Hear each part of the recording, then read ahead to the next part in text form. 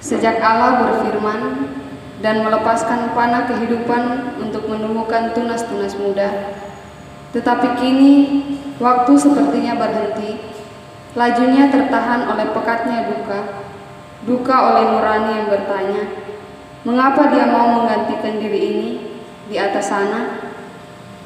Saat ini kita memperingati kematian Yesus Kristus di atas kayu salib.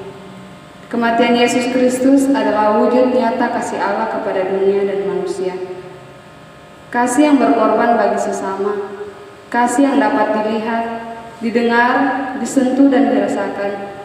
Kasih yang utuh dalam pribadi Yesus Kristus yang memberikan tubuhnya, memberikan darahnya, supaya dunia tidak binasa tetapi beroleh hidup yang kekal. Bersama-sama kita menyanyikan NKB nomor 83 ayat 1 dan 2, Nun di Bukit yang Jauh.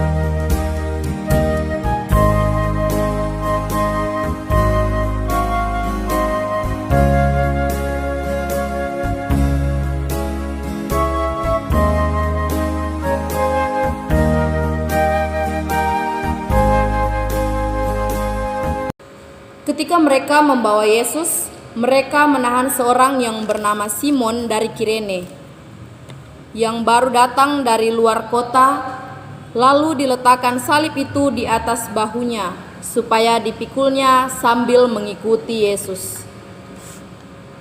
Sejumlah besar orang mengikuti dia. Di antaranya banyak perempuan yang menangisi dan meratapi dia. Yesus berpaling kepada mereka dan berkata, "Hai putri-putri Yerusalem, janganlah kamu menangisi aku, melainkan tangisilah dirimu sendiri dan anak-anakmu. Sebab lihat, Akan tiba masanya orang berkata, "Berbahagialah perempuan mandul dan yang rahimnya tidak pernah melahirkan dan yang susunya tidak pernah menyusui." Maka orang akan mulai berkata kepada gunung-gunung, "Runtuhlah menimpa kami," dan kepada bukit-bukit, "Timbunilah kami." Sebab jikalau orang berbuat demikian dengan kayu hidup, apakah yang akan terjadi dengan kayu kering? Dan ada juga digiring dua orang lain, yaitu dua penjahat untuk dihukum mati bersama-sama dengan dia. Ketika mereka sampai di tempat yang bernama Tengkorak, mereka menyalibkan Yesus di situ dan juga kedua orang penjahat itu, yang seorang di sebelah kanannya dan yang lain di sebelah kirinya. Yesus berkata, "Ya Bapa, ampunilah mereka, sebab mereka tidak tahu apa yang mereka perbuat." Dan mereka membuang undi untuk membagi pakaiannya. Orang banyak berdiri di situ dan melihat semuanya. Pemimpin-pemimpin mengejek dia, katanya, "Orang lain ia selamatkan, biarlah sekarang ia menyelamatkan dirinya sendiri, jika ia adalah Mesias, orang yang dipilih Allah." Juga prajurit-prajurit mengolok-olokkan dia. Mereka mengunjukkan anggur asam kepadanya dan berkata, "Jika engkau adalah raja orang Yahudi, selamatkanlah dirimu." Ada juga tulisan di atas kepalanya, "Inilah raja orang Yahudi." Seorang dari penjahat yang digantung itu menghujat dia, katanya, "Bukankah engkau adalah Kristus? Selamatkanlah dirimu dan kami." Tetapi yang seorang menegur dia, katanya, "Tidakkah engkau takut juga kepada Allah, sedang engkau menerima hukuman yang sama? Kita memang selayaknya dihukum, sebab kita menerima balasan yang setimpal dengan perbuatan kita. Tetapi orang ini tidak berbuat sesuatu yang salah." Lalu ia berkata, "Yesus, ingatlah akan aku apabila engkau datang sebagai raja." Kata Yesus kepadanya, "Aku berkata kepadamu, sesungguhnya hari ini juga engkau akan ada bersama-sama dengan aku di dalam Firdaus." Kita sambut dengan menyanyi dari Kidung Jemaat nomor 178 ayatnya yang pertama, "Karena kasihnya padaku."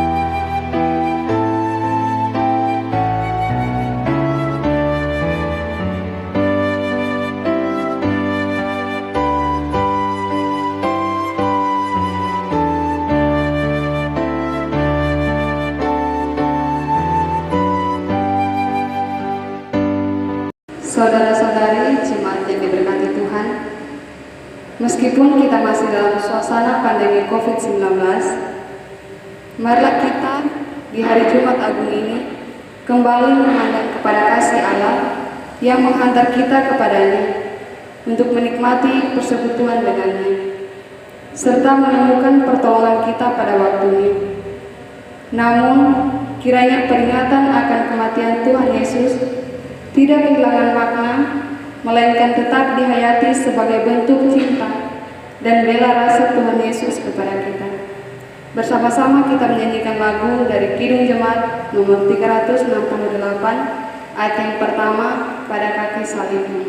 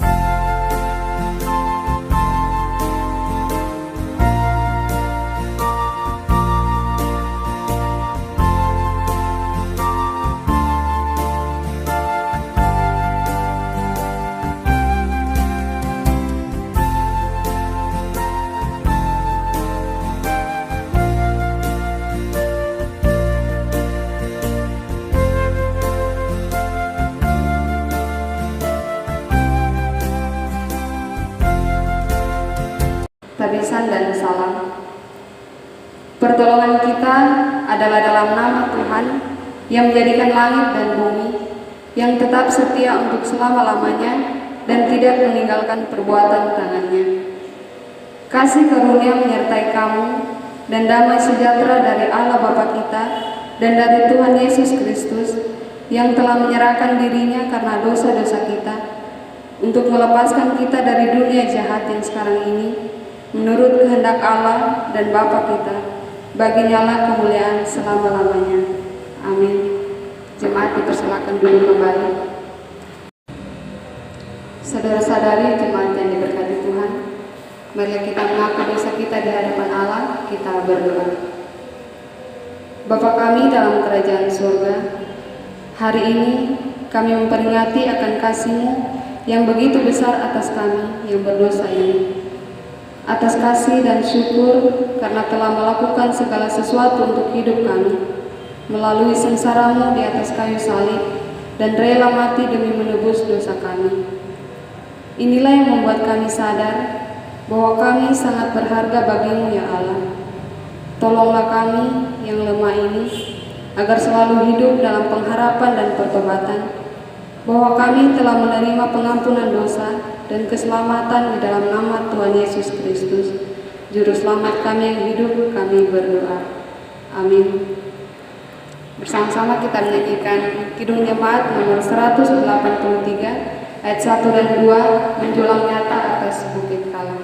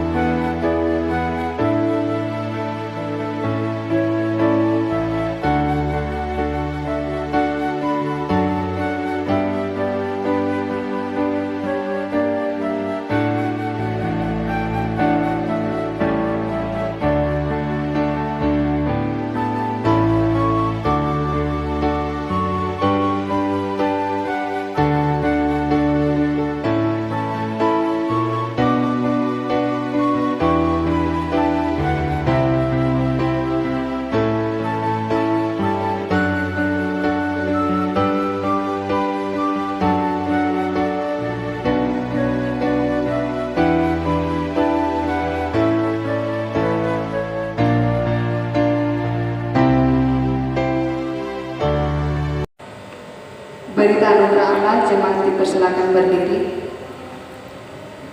Kepada setiap orang yang telah mengaku dosa dan bertobat, disampaikan berita anugerah seperti tertulis dalam kitab 1 Petrus pasal 3 ayat 18a.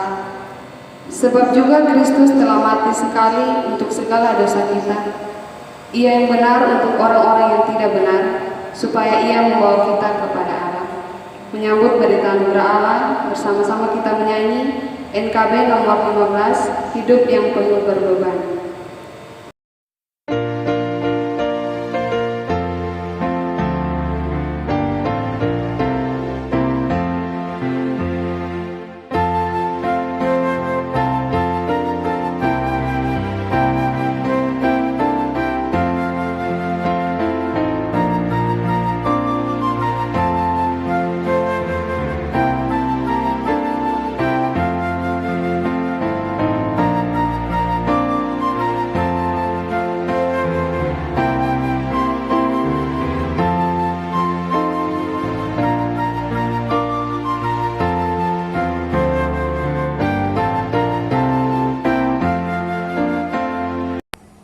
Tiba saatnya bagi kita akan bersama-sama mendengarkan firman Tuhan. Sebelumnya mari kita akan berdoa.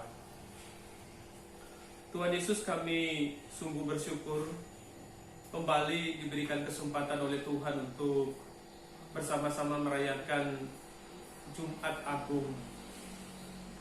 Kami diberikan waktu dan kesempatan untuk merenungkan bagaimana Tuhan begitu mengasihi kami di dalam kehidupan kami.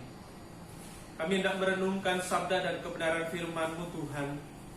Berikan kepada kami semua kerendahan hati untuk dapat bersama-sama merenungkan, terlebih kami dapat melakukan apa yang menjadi kehendak-Mu dalam kehidupan kami.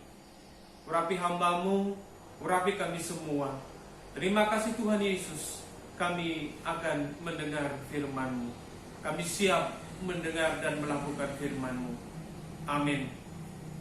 Kita akan bersama-sama membuka kitab Yesaya pasal yang ke-52 ayat yang ke-13 sampai dengan Yesaya 53 ayat yang ke-7. Kitab Yesaya pasal 52 ayat yang ke-13 sampai dengan Yesaya 53 ayat yang ke-7. Mari kita akan bersama-sama mendengar firman Tuhan. Lembaga Alkitab Indonesia memberikan judul Hamba Tuhan yang Menderita. Beginilah firman Tuhan. Sesungguhnya hambaku akan berhasil, ia akan ditinggikan, disanjung dan dimuliakan. Seperti banyak orang akan tertegun melihat dia, begitu buruk rupanya, bukan seperti manusia lagi, dan tampaknya bukan seperti anak manusia lagi. Demikianlah ia akan membuat tercengang banyak bangsa. Raja-raja akan mengatupkan mulutnya melihat dia. Sebab apa yang tidak diceritakan kepada mereka akan mereka lihat, dan apa yang tidak mereka dengar akan mereka pahami. Siapakah yang percaya kepada berita yang kami dengar, dan kepada siapakah tangan kekuasaan Tuhan dinyatakan?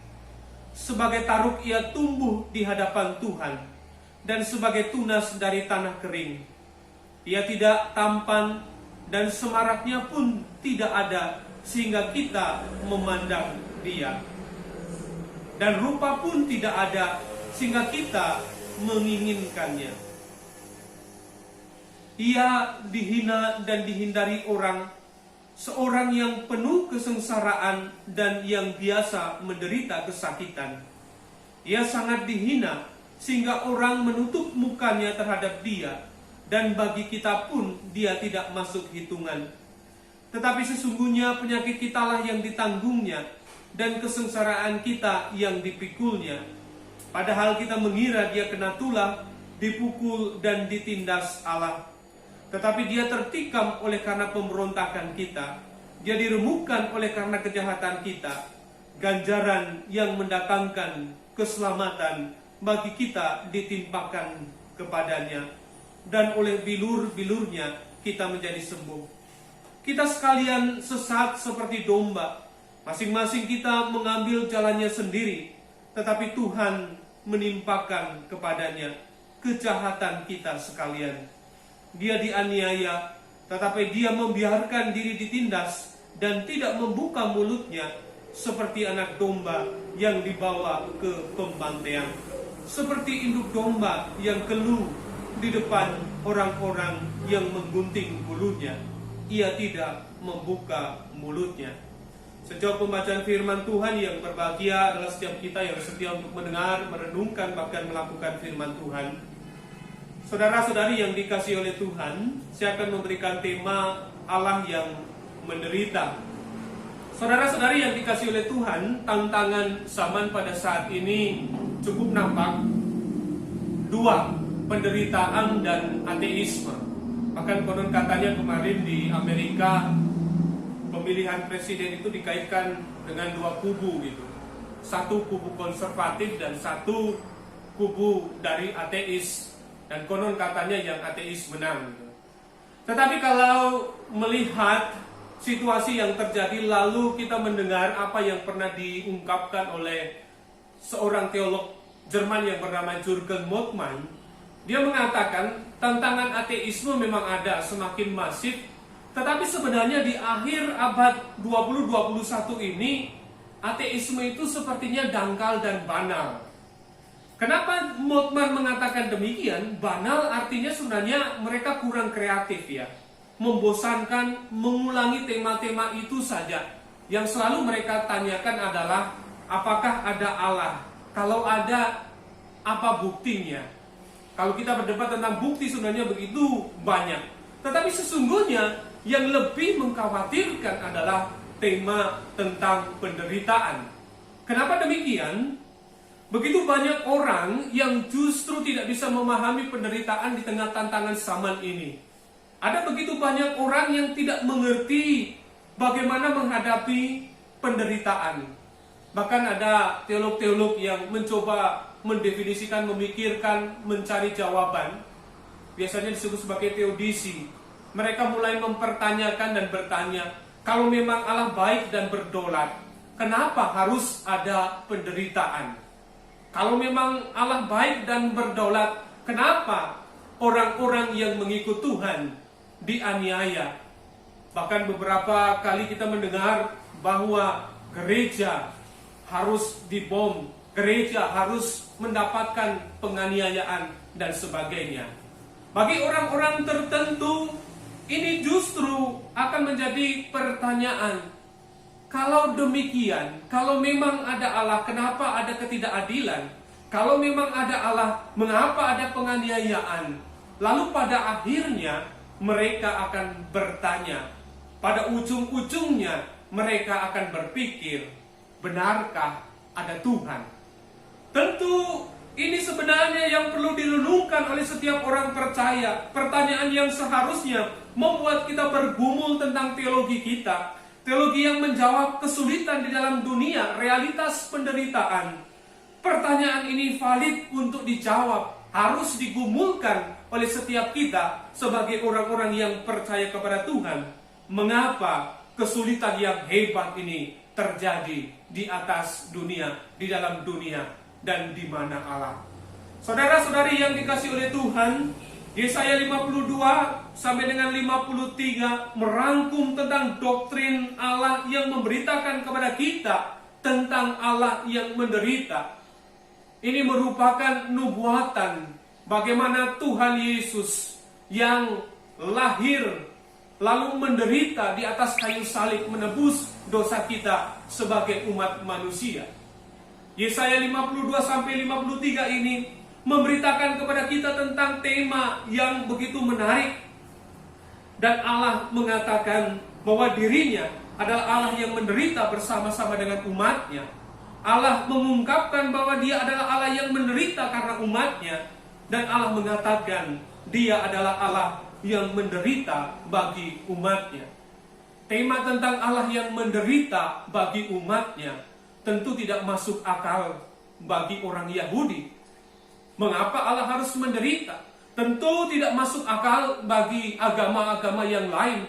Tetapi ini menjadi tema khusus bagi orang-orang percaya bahwa Allah di dalam nama Tuhan Yesus Kristus adalah Allah yang begitu peduli, Allah yang memahami, Allah yang mau merasakan bagaimana manusia menderita. Bahkan dia adalah Allah yang mau menyelesaikan akar dari penderitaan manusia.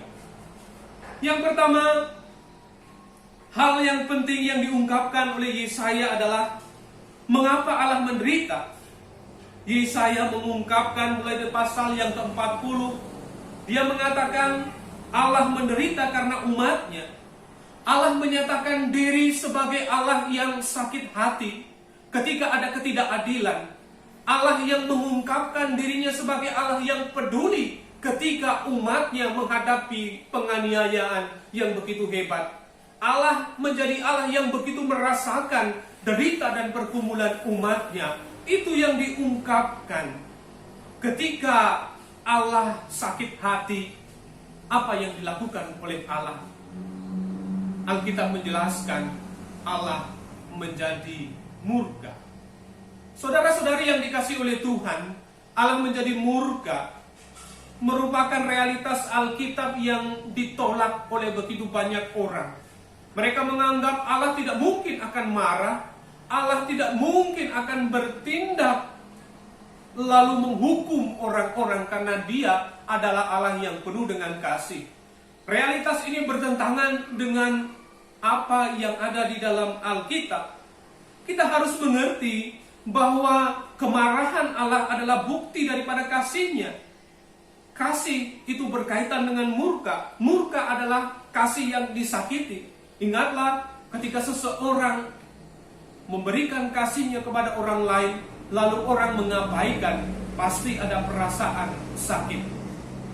Allah digambarkan sebagai being, sebagai yang peduli dengan umatnya. Ada begitu banyak orang yang menggambarkan bahwa Allah adalah Allah yang dicari, Allah yang semua orang harus datang kepadanya, tetapi Allah yang tidak mau bertindak. Alkitab memberikan gambaran bahwa Allah adalah Allah yang datang, Allah adalah Allah yang penuh dengan emosi, Allah yang senang, Allah yang bersukacita, Allah yang sedih ketika umatnya menghadapi penganiayaan, Allah yang sedih ketika umatnya menghadapi perbudakan dalam bentuk apapun.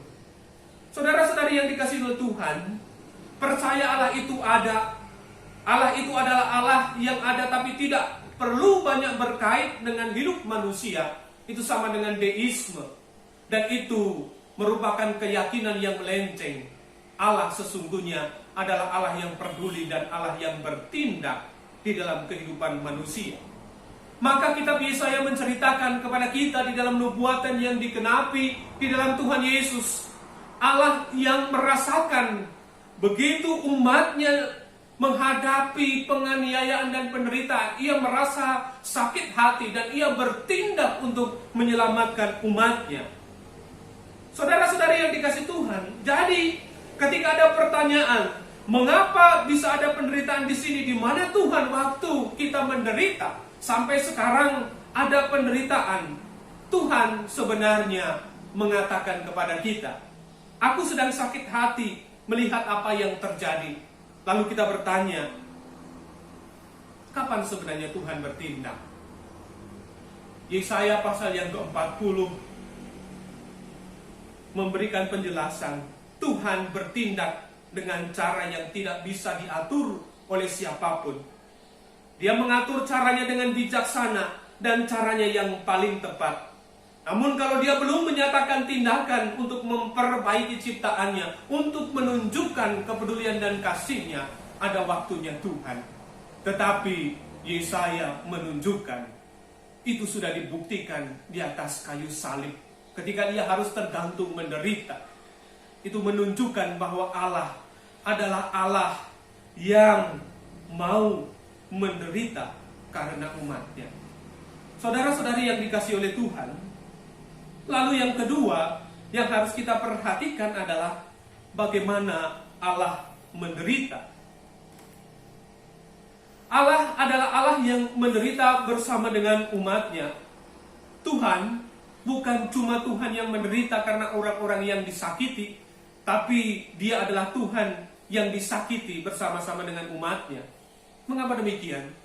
Kehidupan daripada Yesus Kristus jelas menceritakan kepada kita bagaimana Tuhan menjadi Tuhan yang begitu peduli dengan orang yang papa, menderita, perempuan-perempuan yang diabaikan, anak-anak yang tidak dihargai, orang-orang miskin, orang-orang yang dianggap berdosa. Tuhan menunjukkan bahwa Dia adalah Allah yang mau menderita.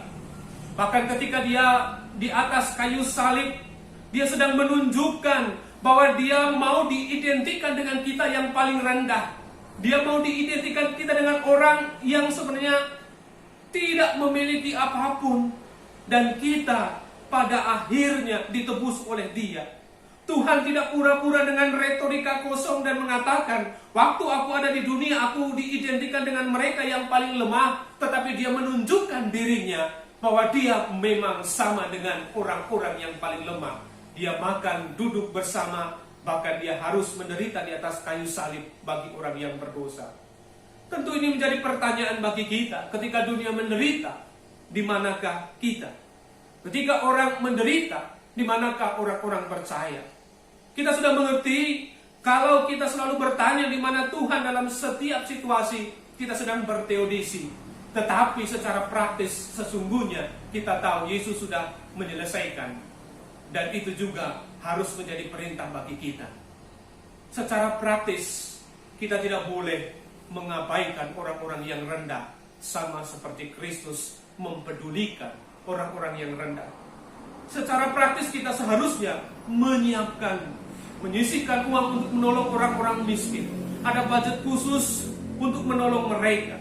Kalau kita tidak punya simpanan khusus untuk orang-orang yang menderita, kalau kita tidak punya waktu khusus untuk orang-orang yang membutuhkan, kalau kita tidak punya waktu khusus untuk orang-orang yang papa dan menderita, maka dunia akan terus bertanya, benarkah Yesus itu sudah hidup di dalam kehidupan orang-orang percaya?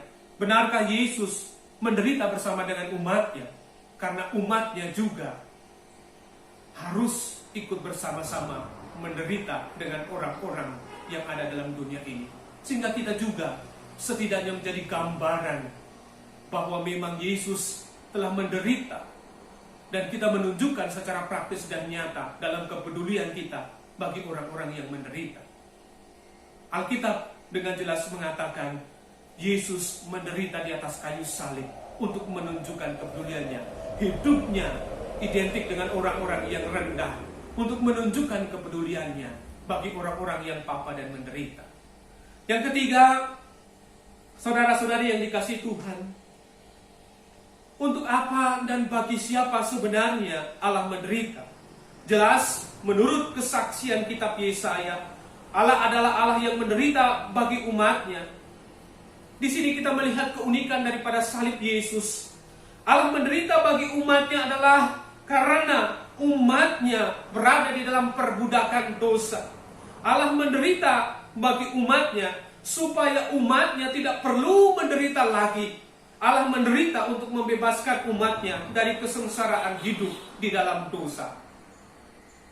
Saudara-saudari yang dikasihi oleh Tuhan, dosa adalah akar daripada seluruh permasalahan kehidupan. Sama sebenarnya seperti penyakit kanker.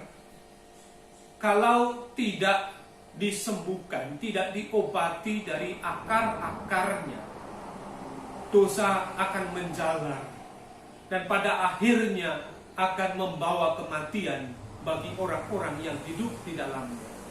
Maka Tuhan Yesus sesungguhnya menyelesaikan akar daripada dosa. Poin ini sangat kuat dibagikan di dalam Yesaya. Tuhan mau membebaskan Israel. Tuhan membangkitkan hambanya. Dia mengatakan bahwa Israel, aku mengingat kamu. Israel, aku mau memulihkan kamu. Israel, aku ingin menjadikan engkau hambaku. Dan dia mengatakan di dalam Yesaya 52 sampai dengan Yesaya 53, bagaimana Yesus diperlakukan, bagaimana Yesus mendapatkan perlakuan dari orang-orang. Yesaya menyaksikan sebagai taruk ia tumbuh di hadapan Tuhan, dan sebagai tunas dari tanah kering. Ia tidak tampan dan tidak semaraknya pun tidak ada sehingga kita memandang dia, dan rupa pun tidak sehingga kita menginginkannya. Ia dihina dan dihindari orang, seorang yang penuh kesengsaraan dan yang biasa menderita kesakitan. Ia sangat dihina. Saudara-saudari yang dikasihi Tuhan, kalimat dari Yesaya ini mengarahkan kita untuk melihat Mesias yang tersalib. Mesias yang tersalib adalah tema Kristen yang paling tidak masuk akal dan paling dibenci oleh orang Yahudi, bahkan dianggap lelucon bagi orang-orang dunia. Allah di sini menunjukkan dirinya sebagai Allah yang menyenangi ciptaannya, Allah yang mau menjadikan ciptaannya baik kembali, memulihkan 100% hubungan yang terpisah dengan Allah melalui salib. Maka dia harus menderita. Orang bertanya, mengapa dia harus menderita di salib? Bagaimana caranya Allah menderita bagi umatnya? Allah menderita bagi umatnya melalui Yesus Kristus. Maka berbicara tentang teologi yang sedikit atau sesat saat ini tentang Oninis, bahwa Allah itu menjadi Yesus dan Yesus menjadi manusia. Maka kalau kita memperhatikan tentang Allah yang menjadi manusia di dalam Yesus, kalau kita tidak mempercayai Tritunggal, maka seolah-olah ini hanya menjadi drama. Yesus berteriak kepada Yesus sebagai dirinya sendiri. Yesus melakukan segala sesuatu bagi dirinya sendiri. Tetapi kalau kita menyimak, mengimani melalui apa yang kita percayai sebagai Tritunggal, kita mengerti betul bahwa Allah mengutus anaknya di dalam Yesus Kristus. Allah yang kedua, pribadi yang kedua ini adalah Allah yang menjadi manusia, menebus kita dan menderita. Lalu ada pertanyaan, mengapa sih Yesus harus menerima murka Tuhan? Apa sebab dia datang ke dalam dunia? Dan mengapa dia harus menerima murka Tuhan? Saudara-saudara yang dikasihi Tuhan, kita harus melihat Tuhan mau menyatakan murkanya atas seluruh ciptaan. Sebenarnya Allah mau memberikan, mau mengungkapkan dan menyatakan murkanya melalui seluruh ciptaan. Tetapi dia melokalisasi murka itu di dalam diri Tuhan Yesus. Karena Tuhan tidak memurkai seluruh ciptaan di dalam murka yang final, Tuhan akan memurkai sang wakil dari ciptaan, yaitu manusia. Maka Tuhan akan memurkai manusia, bukan yang lain. Itu sebabnya di dalam kitab Ibrani, ketika para imam memberikan korban, kitab Ibrani mengatakan Tuhan tidak mau darah yang asing. Di dalam teks aslinya sebenarnya bukan darah asing, tapi darah yang lain. Para imam tidak mempersembahkan darah yang tepat. Kenapa? Yang berdosa adalah umat manusia. Umat manusia, Adam adalah mewakili seluruh ciptaan. Tidak mungkin yang menggantikan adalah binatang. Ini konsep teologis yang perlu kita bersama-sama renungkan. Tidak mungkin binatang bisa mewakili dan menggantikan kita di hadapan Allah. Maka Allah di dalam Yesus Kristus menjadi manusia, dan manusia itu yang mewakili seluruh ciptaan. Saudara-saudari yang dikasihi Tuhan, Alkitab menceritakan kepada kita sejak dari awal Adam dan Hawa mewakili seluruh ciptaan. Lalu ketika sudah menjadi bangsa-bangsa, maka Israel adalah wakil daripada bangsa-bangsa. Dan ketika Israel hendak menghadap Allah, mereka juga harus memiliki wakil. Dan wakilnya adalah raja dan imam. Ketika imam menjadi wakil daripada orang-orang berdosa, dia harus menyembelih korban, lalu memercikkan darah. Korban itu adalah binatang. Binatang itu mewakili daripada manusia, dan itu tidak dikehendaki oleh Allah. Maka di dalam kitab Ibrani dikatakan itu adalah darah yang tidak tepat, darah yang lain. Dalam pasal 52 sampai dengan 53 digambarkan tentang orang lain yang mewakili Allah. Lalu Tuhan Yesus menerima pada saat di atas kayu salib, ketika murka Allah dilokalisasi, seluruhnya ditimpakan kepada Yesus Kristus. Disitulah Allah memang benar-benar memberikan, Allah benar-benar menyatakan murkanya yang final, dan Tuhan Yesus menanggung murka final daripada Allah itu di atas kayu salib. Dia berdiri sebagai raja, dia berdiri sebagai imam yang mewakili seluruh umat manusia, dan dia adalah raja, imam yang tidak bercacat dan tidak bercela. Saudara-saudari yang dikasihi oleh Tuhan, murkanya kepada seluruh umat manusia diwakili oleh Tuhan Yesus. Di atas kayu salib dia menanggung kerusakan dari ciptaan yang lama. Inilah yang dinamakan dengan Allah yang menderita bagi umatnya. Yesus Kristus menderita di atas kayu salib. Saudara-saudari yang dikasihi Tuhan, ini adalah berita yang perlu disampaikan. Ini adalah berita yang harus disampaikan oleh setiap orang percaya. bahwa sesungguhnya Allah di dalam nama Yesus Kristus adalah Allah yang begitu peduli ketika umatnya menderita. Allah adalah Allah yang menderita bersama-sama dengan umatnya. Dia menjadi untuk merasakan penderitaan itu. Tetapi dia juga adalah Allah yang mau menderita untuk umatnya. Di dalam Yesus Kristus, dia adalah Allah yang mewakili. Dia mendapatkan murka final Allah di atas kayu salib. Karena dia adalah manusia yang mewakili, bukan binatang. Karena binatang bukan wakil daripada Allah. Apa artinya secara praktis di dalam kehidupan kita? Kita harus menyampaikan bahwa di tengah dunia yang menderita ini, ketika orang bertanya, di manakah Allah? Kita berkata, Allah di dalam Yesus Kristus adalah Allah yang peduli. Dia akan bertindak dalam tempo, waktu, dan kebijaksanaannya. Tapi dia sudah menunjukkan di atas kayu salib. Allah di dalam Tuhan Yesus Kristus menunjukkan bahwa dirinya adalah orang yang menderita bersama-sama dengan umatnya. Dan tuntutan secara praktis bagi kita semua adalah kita yang mengaku bahwa kita adalah orang-orang yang percaya kepada Yesus Kristus harus turut ambil bagian di dalam penderitaan dunia. Kita bisa merasakan, lalu kita juga bisa berbagi, lalu kita bisa menguatkan bagi orang-orang di sekitar kita. Tetapi ada satu hal yang final, bahwa manusia tidak bisa menerima murka Allah. Binatang darahnya tidak bisa mewakili. Yang harus mewakili sesuai dengan ketentuan Alkitab dari awal adalah manusia. Adam adalah wakil Allah, Israel adalah wakil Allah. Dan Yesaya mengatakan wakil Israel adalah seorang raja dan imam. Yesus Kristus adalah raja dan imam yang mewakili. Dia menerima secara sempurna kemurkaan Allah itu secara final. Dan dia menebus dosa umat manusia. Dia menyelesaikan akar yang terdalam dari segala permasalahan hidup umat manusia.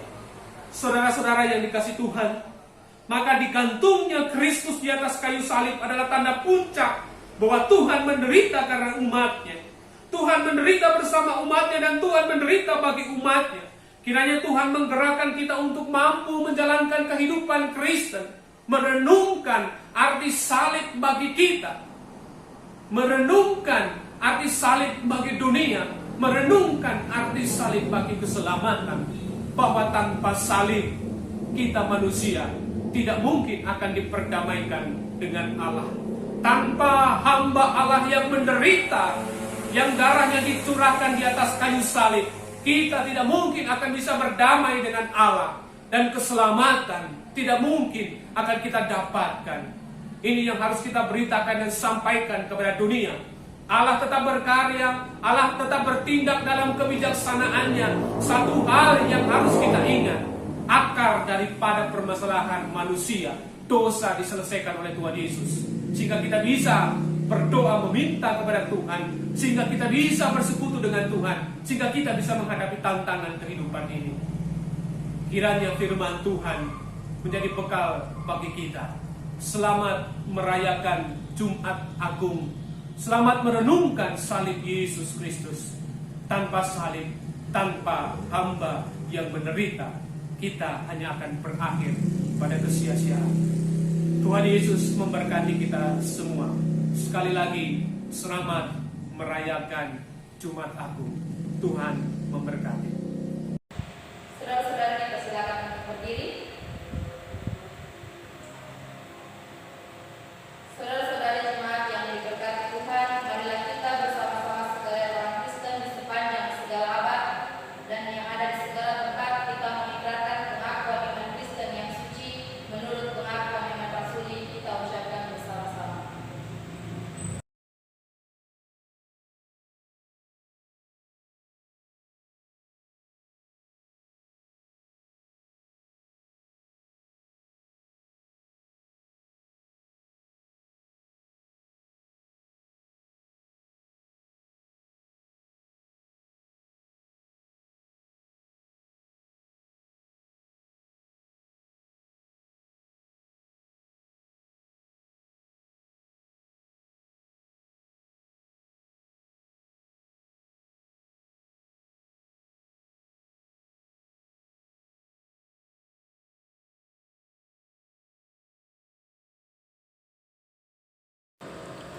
Jemaat dipersilakan duduk kembali. Kita akan masuk dalam persembahan. Jemaat yang diberkati Tuhan, dengarkanlah firman Tuhan yang terdapat dalam 2 Korintus 8 ayatnya yang ke-12 berkata, "Sebab jika kamu rela untuk memberi, maka pemberianmu akan diterima kalau pemberianmu itu berdasarkan apa yang ada padamu, bukan berdasarkan apa yang tidak ada padamu." Sambil memberikan persembahan, kita menyanyi dari pujian Sungguh Ku Bangga Bapa.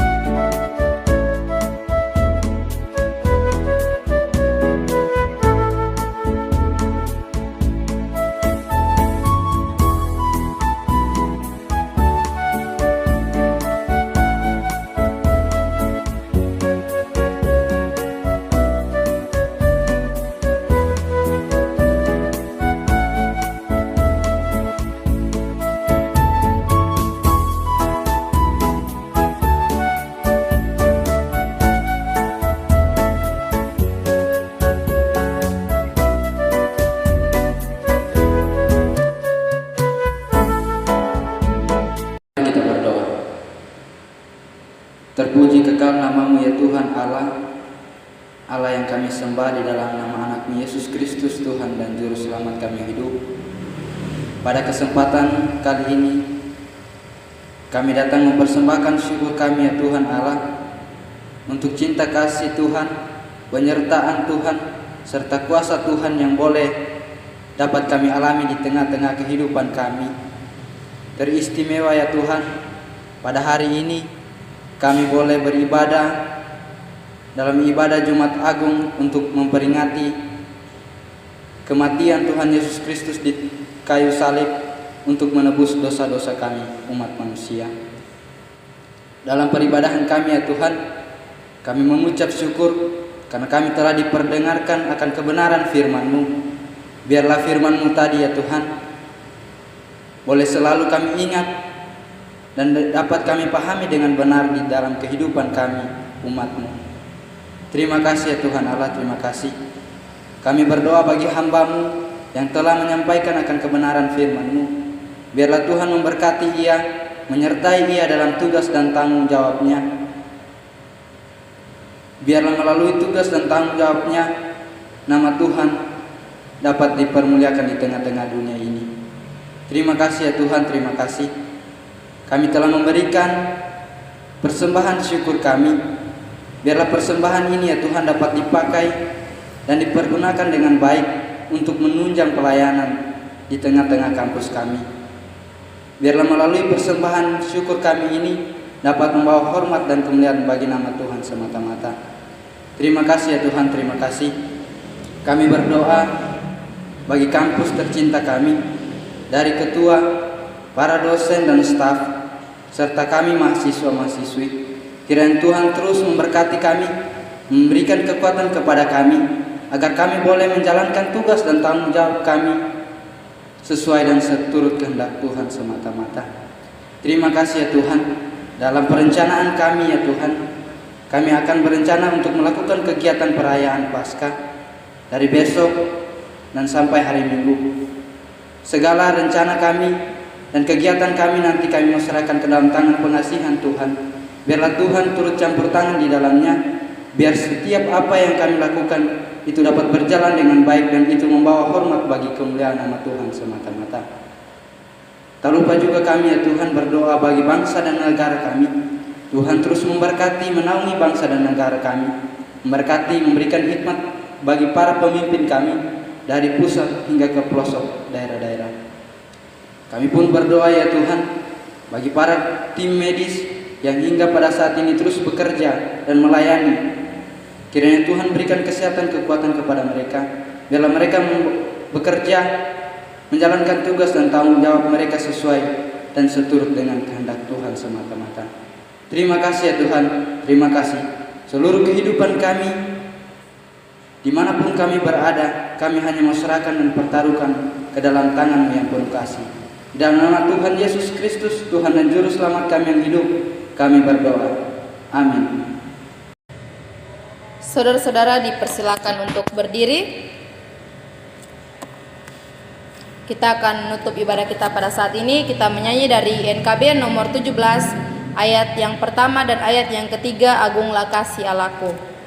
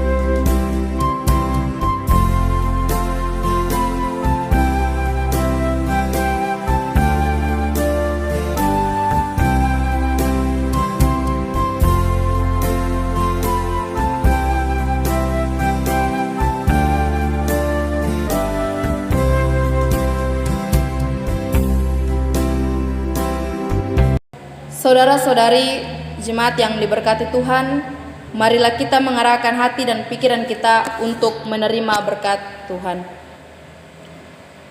Tuhan memberkati engkau dan melindungi engkau. Tuhan menyinari engkau dengan wajah-Nya dan memberi engkau kasih karunia. Tuhan menghadapkan wajah-Nya kepadamu dan memberi engkau damai sejahtera, sekarang ini sampai selama-lamanya. Amin.